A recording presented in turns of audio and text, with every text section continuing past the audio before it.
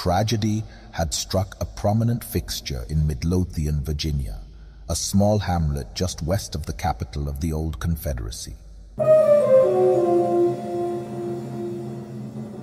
Abigail Tinsley, an octogenarian known to many for her generosity and dry wit, had been found dead in her house. Someone had strangled her. Tinsley lived alone. Her husband, a spendthrift, died soon after making partner in one of the most lucrative law firms in the area. After his death, his wise investments resulted in her receiving a significant financial windfall. She contributed to many social causes, including local hospitals, museums, and charitable organizations. She never mentioned having any children, siblings, nieces, or nephews. For all intentional purposes, her neighbors considered her to be alone in the world. Her only companion was a small dog named Toto, who she pampered as if it was a Homo sapien. Nothing was too good for the pooch. When the dog turned its nose up at kibbles and bits, as well as other popular dog foods, she spent lavishly on a special diet recommended by her vet. When the dog scratched behind its ears excessively, the owner used special ointment and concoctions recommended by the animal healer.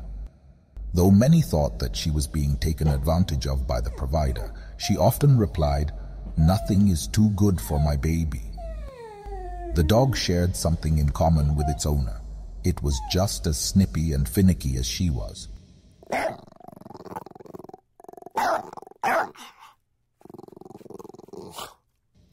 The crime occurred in Belgrade Plantation, an affluent neighborhood known for its lush green lawns, large majestic magnolia trees, flamboyant crepe myrtles, and a lake in the center of the enclave full of fish prized by many anglers.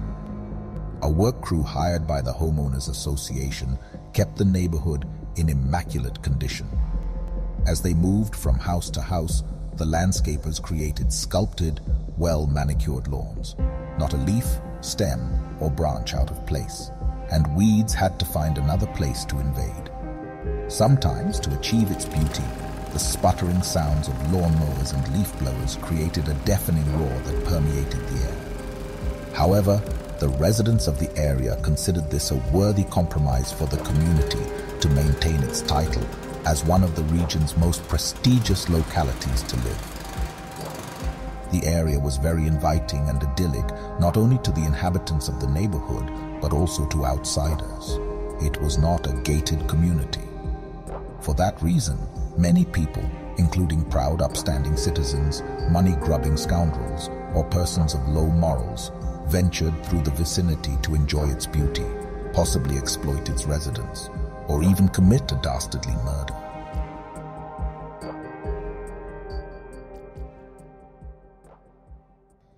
Tinsley was found by her housekeeper, Madison.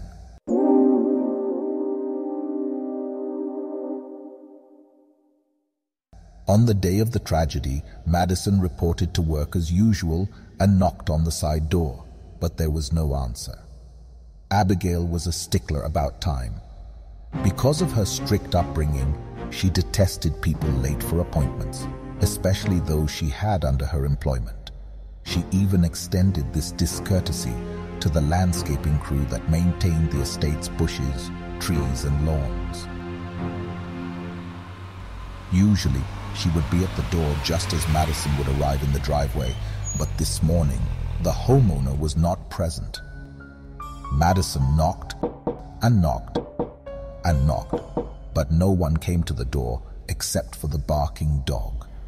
It seemed frantic as it yipped and yapped to anyone willing to listen. Madison then walked around to the front door and rang the doorbell. But again, there was no response except for the dog. But as she peered through a window, she saw what appeared to be the body of the homemaker lying motionless on the floor. There also was evidence that the room had been ransacked. Objects were strewn haphazardly across the floor.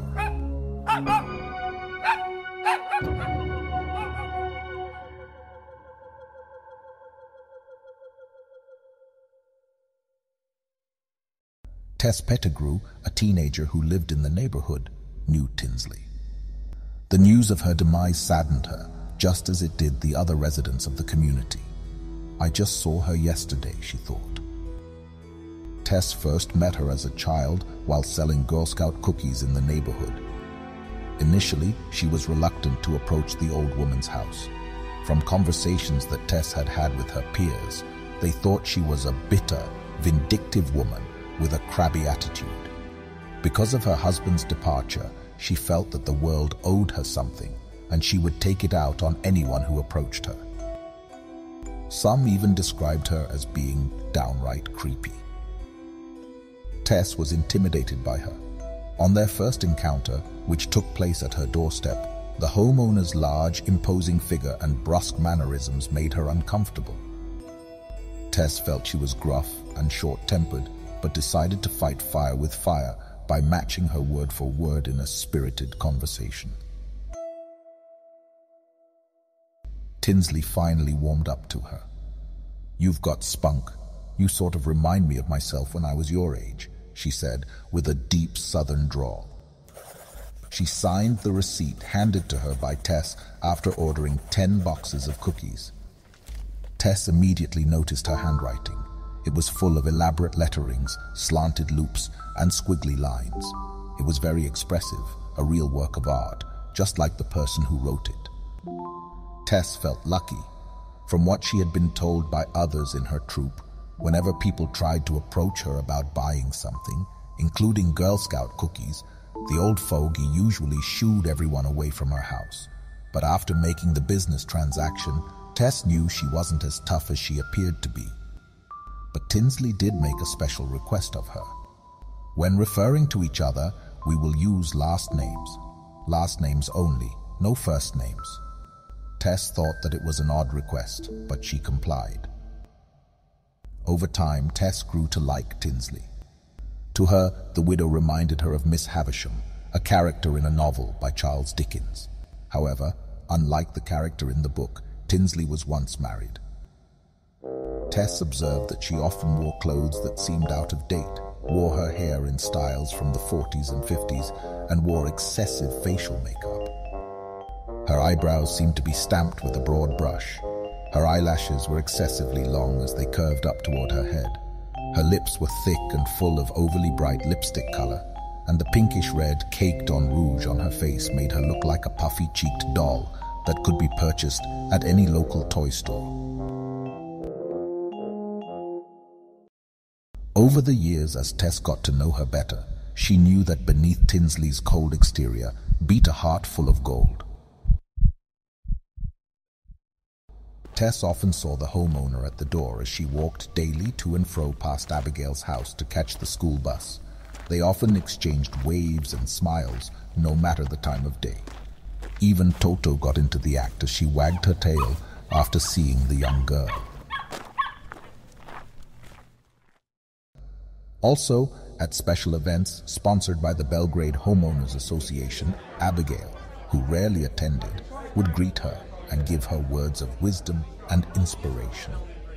They also exchanged birthday and Christmas cards. They seemed to have a budding grandmother-granddaughter relationship.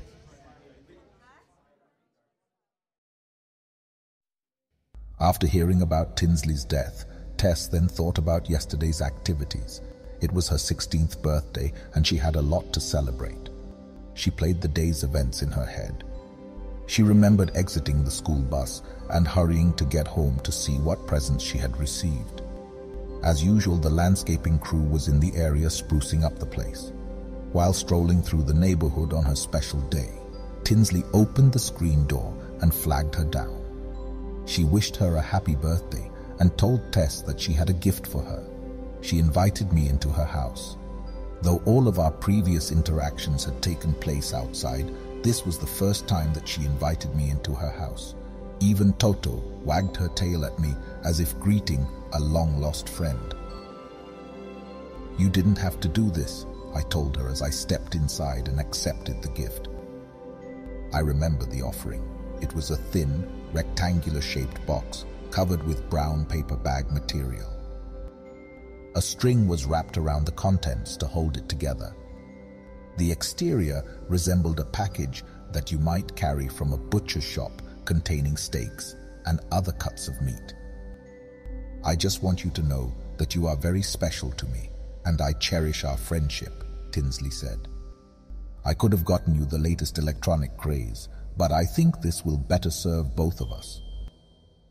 Okay, I replied. Though I was listening to Tinsley, I was distracted by the gift, wondering what was inside. As I examined the outside of the package, I got a chance to see some of the house's interior. And I thought, like Tinsley, the house was full of out-of-date furnishings. It contained a living room with velvet-winged armchairs, and the walls were studded with wood paneling. There were no pictures of family members. The dining room had a large teakwood table with corresponding chairs, which had thick seated cushions in contrasting colors.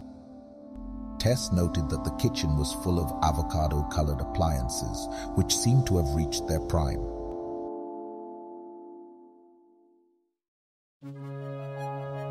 But in a small corridor just beyond the kitchen, I noticed a pair of mud-covered shoes. There also was some mud on the floor next to the shoes, which seemed to indicate that the mud had been tracked in from the outside. I thought it was odd, so I adjusted my head to get a better look. I knew that Tinsley never traveled outside past her stoops, except for the yearly community outing, which she rarely attended. And as far as I know, Tinsley didn't have any visitors. It was only she and me in the house. Then she said, as she opened the screen door and motioned me to leave, "You can open the present when you get home." I got the impression that she was trying to rush me out of the house. I paused momentarily, then reluctantly stepped out onto the porch with the package in my hand. Then out of the blue, as she stuck her head out the screen door, with a funny look on her face, she said, "If anything happens to me, promise that you will find a good home for Toto." Hearing her say that made me feel kind of nervous. Did it have a cryptic meaning? I thought. I don't know. Nothing seemed to make sense to me as I watched the door behind me slowly close. I was sort of suspicious of something going on, especially with those muddy shoes and her rushing me out of her house. The more that I think about it, I should have done something, but I always thought that she was sort of odd, but in a good way. Besides, it was my birthday and I was in a hurry to get home. I didn't give it any more thought until now. I should have paid more attention. Had it been any other day of the year, I might have acted differently. You know, a lot of people trespass through this neighborhood. Maybe the muddy shoes belonged to the killer. Tess sighed for a moment as she recalled Tinsley's last words and actions. That was the last time Tess saw Tinsley alive.